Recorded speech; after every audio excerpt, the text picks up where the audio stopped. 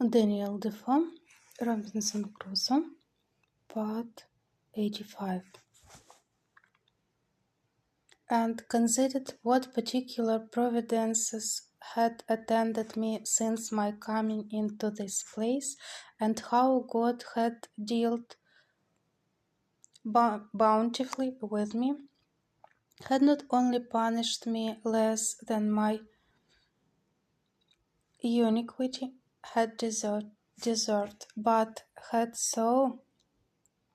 plentifully provided for me. This gave me great hopes that my repentance was accepted, and that God had yet mercy in store for me. With these reflections, I worked my mind up not only to a resignation to the will of God in the present disposition of my circumstances, but even to a sincere thankfulness for my condition, and that I, who was yet a living man, ought not to complain, seeing I had not the due punishment of my sins, that I enjoyed so many mercies, which I had no reason to have expected in that place,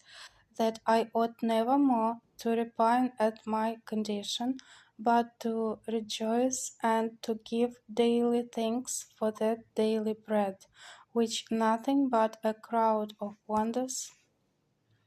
could have brought, that I ought to consider I had been fed even by a miracle, even as great as that of feeding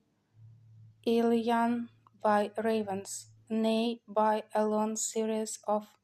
miracles, and that I could hardly have named a place in the uninhabitable part of the world where I could have been cast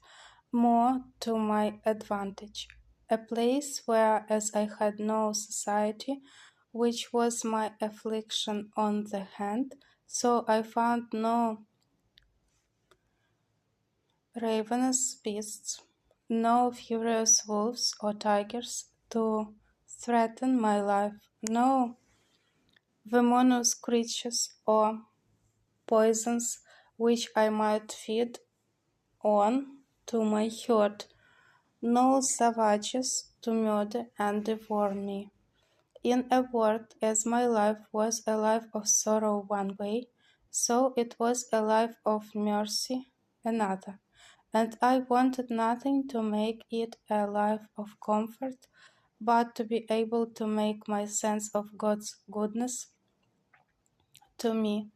and care over me in this condition be my daily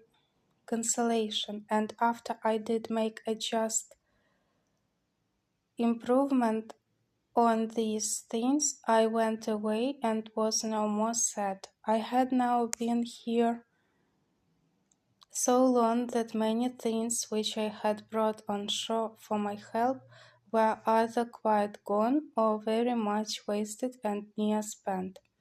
My ink, as I observed, had been gone some time, all but a very little, which I eked out with water, a little and a little, till it was so pale it scarce left any appearance of black upon the paper. As long as it lasted, I made use of it to miniature down the days of the month on which any remarkable thing happened to me, and first by casting up times past, I remembered that there was a strange concurrence of days in the various providences which befell me, and which, if I had been superstitiously inclined to observe days as fatal or fortunate, I might have had reason to have looked upon with a great deal of curiosity. First, I had observed that the same day that I broke away from my father and friends and ran away to Hull in order to go to sea. The same day afterwards I was taken by the